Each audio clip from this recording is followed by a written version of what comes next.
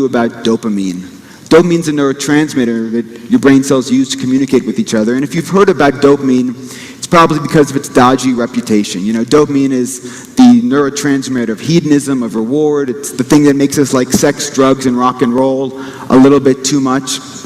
And to be fair, dopamine does do that. Dopamine is responsible for sex, drugs, and rock and roll. But in recent years, scientists have also come to realize that dopamine isn't just about pleasure. That dopamine is also a crucial chemical that allows us to make sense of reality, to translate the helter-skelter of the world into neat chains of causation and correlation. I like to talk about this in terms of the work of a scientist named Wolfram Schultz at Cambridge University and Caltech. And he first got interested in dopamine because of its association with reward. So he'd do very simple experiments where he would give a monkey a squirt of apple juice, and monkeys love apple juice. It is like their favorite thing in the world. So he'd give a monkey a squirt of apple juice and measure the activity of individual neurons in the monkey midbrain. And what he found is that sure enough, give the monkey a squirt of apple juice, a dopamine neuron fires in the midbrain, the monkeys get happy, right? That's how it's supposed to work. Dopamine tracks rewards. But then he found something kind of interesting, which is that if you kept on giving the monkeys these squirts of apple juice, after just a couple squirts, these dopamine neurons stopped firing. They got bored by the reward. They habituated to it. They adapted to it. And this also makes a little bit of sense. It's why that sweater we get for Christmas is so exciting the first time we wear it. Then after that, it's just another thing in our closet. Or why that new cell phone is thrilling the first 2 days. Then before long, it's another thing in our pocket. In other words, we are naturally ungrateful. And we can begin to understand why by looking at how dopamine neurons get bored very quickly by squirts of apple juice. But then Schultz found something very, very odd. So one day he's just walking into his lab and he opens up the door to his lab. And as soon as he opens up the door, he hears the distinctive sound of dopamine neurons getting excited. And this is very confusing to him. You know, why are these neurons so excited? He hasn't given them any squirts of apple juice. What are they responding to?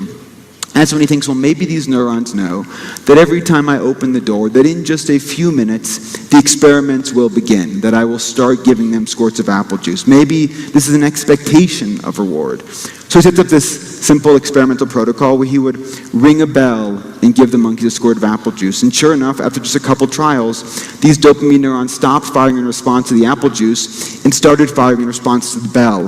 And if he flashed a light before ringing a bell, before the squirt of apple juice, they would fire whenever he flashed a light. And if he played a song before flashing a light, before ringing a bell, before the squirt of apple juice, they would fire whenever he played a song. In other words, they didn't care about apple juice per se. They didn't actually care about rewards.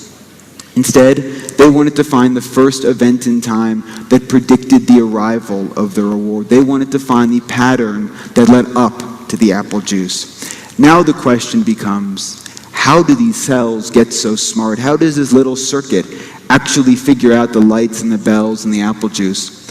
Well, here's where something called prediction errors become so essential. So let's say you're in a mischievous mood and you've trained these monkeys, flash a light, ring a bell, squirt of apple juice. What happens if you flash a light, ring a bell, and don't give them monkeys a squirt of apple juice? What happens then? Well, the first thing that happens, you get a pissed off monkey.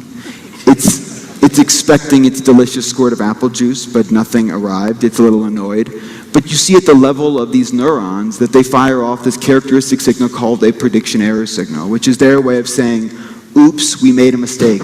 We thought we knew what was going to happen, but it turns out we were wrong. And so they recalculate, they rejigger their expectations the next time they get it right.